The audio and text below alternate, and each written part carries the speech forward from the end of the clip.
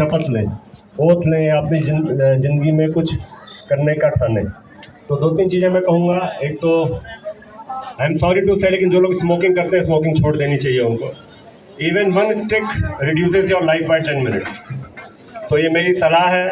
अगर आज आप लोग हम लोग को कुछ समझते हैं और इतनी बड़ी भीड़ आई है उसको कुछ समझते हैं या साइंस को कुछ समझते हैं, तो स्मोकिंग छोड़ दें जो लोग स्मोकिंग करते हैं। खाने पीने में खाएं, सब खाएं, ऐसा कोई प्रॉब्लम नहीं, लेकिन थोड़ा सा नमक कम करते हैं, अपनी मात्रा, नमक की मात्रा कम कर दें। मैं सिर्फ किडनीज़ की बात नहीं करता, मैं हेल्थ केयर प्रोफेशनल हूँ, मैं एक वेलबींग की बात करता हूँ, सारी lifestyle diseases, blood pressure, sugar, kidney, heart diseases. नमक की मात्रा कम खाएं। हमारे पास कुछ सारे बैनर्स भी हैं, उसमें भी यही था। शक्कर की मात्रा कम लें और एक्सरसाइज जरूर करें। Exercise can be any form of exercise, कोई जरूरी नहीं आप विगरस एक्सरसाइज करें। ब्रिस्क वॉकिंग कर सकते हैं। Walking should be brisk, casual walking नहीं होनी चाहिए। थोड़ा हार्ट रेट बढ़े, थोड़ा पसीना आए। कहते हैं जोन 2 होता है जिसमें आप आपस में बात नहीं कर सकते, तो ऐसी एक्सरसाइज करनी चाहिए जब आप चल रहे हैं तो बात ना करें, थोड़ी आपकी सांस फूले। उस एक्सरसाइज का फायदा है, कैजुअल वॉक का फायदा नहीं है। और हो सके तो जॉगिंग करें। और बाकी हेल्दी लाइफस्टाइल रखें। 6 से 8 घंटे सोना जरूरी है। ऑल्दो मैं बहुत नहीं सो पाता हूँ, बट मैं सलाह ये दूंगा कि सब लोग 6 से 8 घंटे सोएं, एक्सरसाइज करें, स्मोकिंग छोड़ दें। टोबैको प्रोडक्ट्स लेते हैं तो उसको छोड़ दें। तंबाकू से बहुत सारी बीमारियां होती हैं, सिर्फ कैंसर ही नहीं होता। लोगों को धारणा है कैंसर होता है, टीवी में दिखाया जाता है तंबाकू से कैंसर होता है। तंबाकू से सारी बीमारियां होती हैं। तो यही मेरी कुछ सलाह है। और अगर आपको ब्लड प्रेशर है, शुगर है, तो उसको कंट्रोल करें, डॉक्टर की सलाह लें, रेगुलर एक्सरसाइज करें, डाइट लें। बहुत ज़्यादा भाषण देने का नहीं है आज। अब मैं डॉक्टर आलोक को बोलूँगा, वो अपने कुछ शब्द कहें।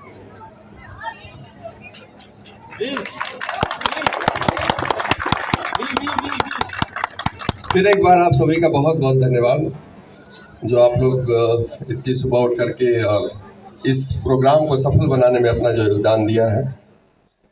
सर ने लगभग हेल्थ रिलेटेड चीज़ें बताई, जो ज़रूरी चीज़ें हैं, क्या होना चाहिए। इससे आगे 2-4 लाइनें मैं और कहूँगा, ज़्यादा समय नहीं लूँगा। क्योंकि ज़्यादातर यहाँ पे हम देख रहे हैं कि यूथ है, जो एज ग्रुप है वो लेस देन 40 का ज़्यादा है। और आप सभी 2 बीमारियों से बहुत परिचित हैं, एक शुगर है और एक ब्लड प्रेशर है, डायबिटीज एंड हाइपरटेंशन। और मुझे लगता है कि कोई ऐसा घर नहीं होगा यहाँ पे, कोई ऐसा आदमी नहीं होगा जिसके घर में ये बीमारियां न हो। यही एक अपने आप में बहुत बड़ा इंडिकेशन है कि इस बीमारियों की गंभीरता को आप समझें। और एक बहुत ज़रूरी बात यह है कि ज़्यादातर जो हम लोग एज ग्रुप में हैं, उनके माता पिता की उम्र में ये बीमारियां हैं। तो एक आम धारणा बन जाती है माइंड में कि ये बीमारियां 50-60 की उम्र में होती है, हमारे पेरेंट्स की उम्र में होती हैं। ये बहुत हद तक अगले पिछले 20 सालों तक सही भी था। लेकिन एक इस बीमारियों में एक बहुत बड़ा एज शिफ्ट हुआ है। एज शिफ्ट क्या होता है? ये बीमारियां जो 20-25 साल पहले 50-60 की उम्र में होती थी, अब ये 20 साल और आगे हो गई हैं। अब ये 20 से 40 की उम्र में, 30 से 40 की उम्र में बहुत ज़्यादा दिखने लगी हैं। तो अगर आपकी उम्र 20 साल से ज़्यादा है, 25 साल से ज़्यादा है, तो आप बिल्कुल इस धारणा को भूल जाए कि आपको शुगर या ब्लड प्रेशर नहीं हो सकता है। और यही उम्र है कि अगर इस उम्र में ये बीमारियां हुई तो सबसे ज़्यादा लोगों की किडनीज खराब होती है, हार्ट खराब होते हैं। क्योंकि 50 तक 60 तक जाते जाते आपकी किडनी या हार्ट दोनों खराब हो जाएंगे। तो सबसे महत्वपूर्ण बात यही समझना है कि अपने पेरेंट्स का ध्यान देना है, अपनी फैमिली का ध्यान देना है और साथ में अपना भी ध्यान देना है। और आज इस प्रोग्राम से अगर एक मैसेज आप लेकर के जाए कि अगर उम्र आपकी 20 साल से ज़्यादा है तो कम से कम साल में 6 महीने में एक बार या साल में एक बार एटलीस्ट अपने शुगर की और एक ब्लड प्रेशर की जांच जरूर कराएं। और ये अगर बढ़ा हुआ मिलता है प्लीज़, क्योंकि ऐसा देखने को मिलता है कि जब मरीज आते हैं हम लोग हिस्ट्री लेते हैं तो पता चलता है कि उसको पता चला था 5 साल पहले, पर वो सेज करके कि दवा नहीं खाया या दिखाया नहीं कि इस उम्र की ये बीमारी नहीं है। तो इस गलतफहमी को निकाल दें। अगर आपका ब्लड प्रेशर बढ़ा हुआ है या शुगर बढ़ा हुआ है या इम्पेयर एंडिंग में है तो प्लीज़ उस बीमारी को फॉलो करें, रेगुलर चेकअप करें। जैसा सर ने बताया कि अपनी लाइफस्टाइल में रेगुलर एक्सरसाइज को शामिल करें, स्मोकिंग और साथ जो इस तरह के वो है निकोटीन रिलेटेड चीज़ें उनको छोड़ें और डाइटरी हैबिट्स को चेंज करें। डाइटरी हैबिट्स का मतलब है कि बहुत ज़्यादा कैलोरी इंटेक ना लें, क्योंकि हमारी फिजिकल एक्टिविटीज़ बहुत कम हो गई हैं आज के समय में।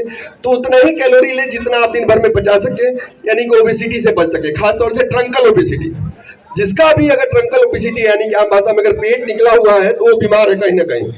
अगर वो समझता है कि वो स्वस्थ है तो स्वस्थ नहीं है। हम हैं, आपको कोई भी अगर जरा से भी ट्रंकल ओबेसिटी आपको आ रही है तो आप बीमार हैं, आपको कुछ करने की जरूरत है।